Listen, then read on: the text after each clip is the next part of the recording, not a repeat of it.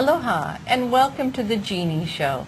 My name is Genie Joseph and I'm an adjunct professor at Chaminade University. And we have a really important show for you, so I'm really glad you're out there with us because I think this issue is something that it's going to get you very upset and very involved because it's a very emotional issue.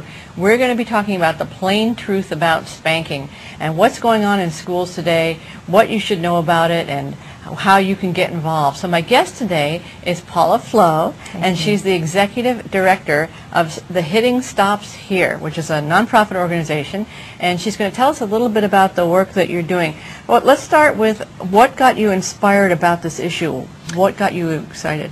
Well, first of all, thank you so much for having me on your show. And the Hitting Stops Here is a nonprofit organization, and the way I started was by going to a school in a paddling state in 2006. It was September 11th, in fact. Wow. 2006, where I first saw hitting, teachers hitting students. Okay. And at that point, I had already been teaching in the U.S. public school system for 26 years. Okay. I had no idea teachers were allowed to beat our American school children. Okay. And since then, I've been working to bring that to an end, replacing it with state-of-the-art practices that are nonviolent and befitting to the 21st century.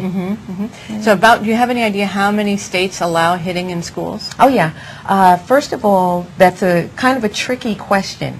We have 20 U.S. states that allow teachers to beat our school children. Okay. The tricky thing about it is that 5 of them hardly use it at all, which is right on, but it gives the general public the impression that almost half the country is doing this, when in fact Wyoming, Idaho, Kansas, Arizona, Colorado, those 5 states use it or reportedly use it less than 50 times a school year.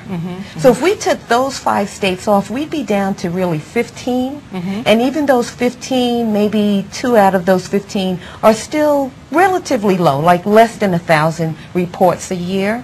So let's take 2 more off. Let's say we're really down to about 13 U.S. states still allow teachers to beat our school children with a wooden board.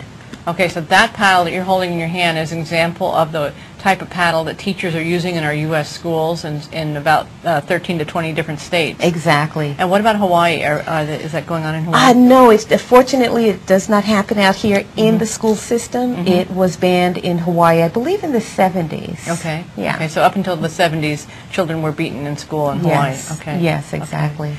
Okay, now there are some people out there, not me, but there are some people out there that believe that spanking is good for children, that it teaches them, it tells them where the rules are, it teaches them to behave better. How do you answer people who believe in spanking? Well, for one thing, that is what you call old school thinking. You know, we grew up with that, the 50s to 60s. If you were a baby in the 50s, 60s, that's what our parents thought.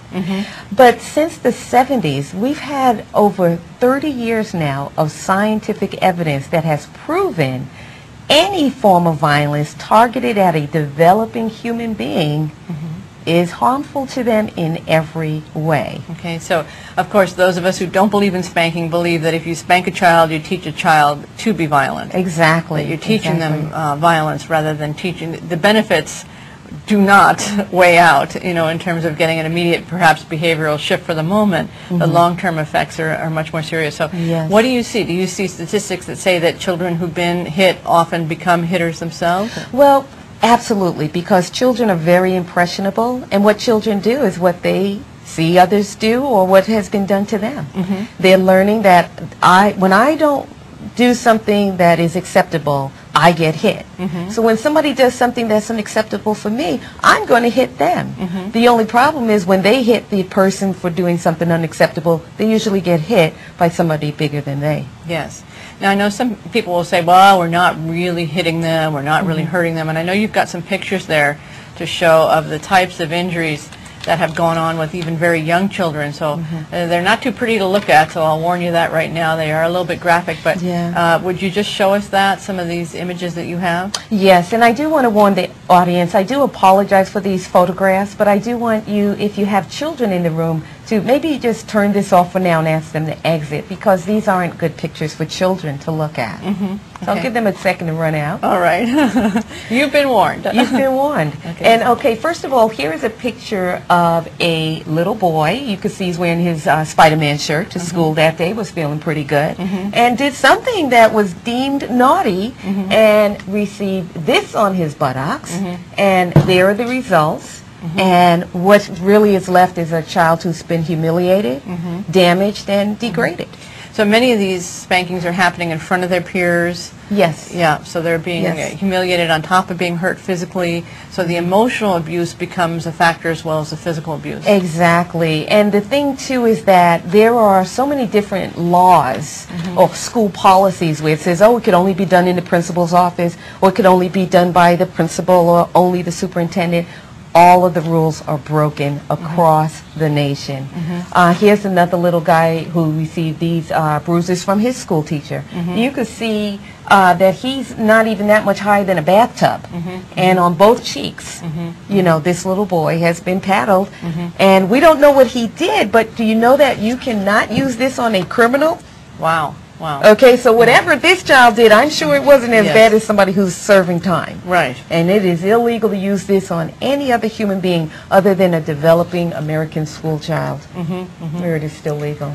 So what kind of actions have you taken? What kind of responses have you gotten? Tell us what you've been trying, how you've been trying to address this. Well, first of all, I have traveled on 16 occasions to spread the word that this is happening in our American schools. I've actually talked to the chairman of the Department of Education and Labor, Chairman George Miller's assistant, or actually his, an assistant in his office. We brought all of this information to his office. We've sent this out to many people in power who can make a difference. And we're still having this battle to bring it to an end.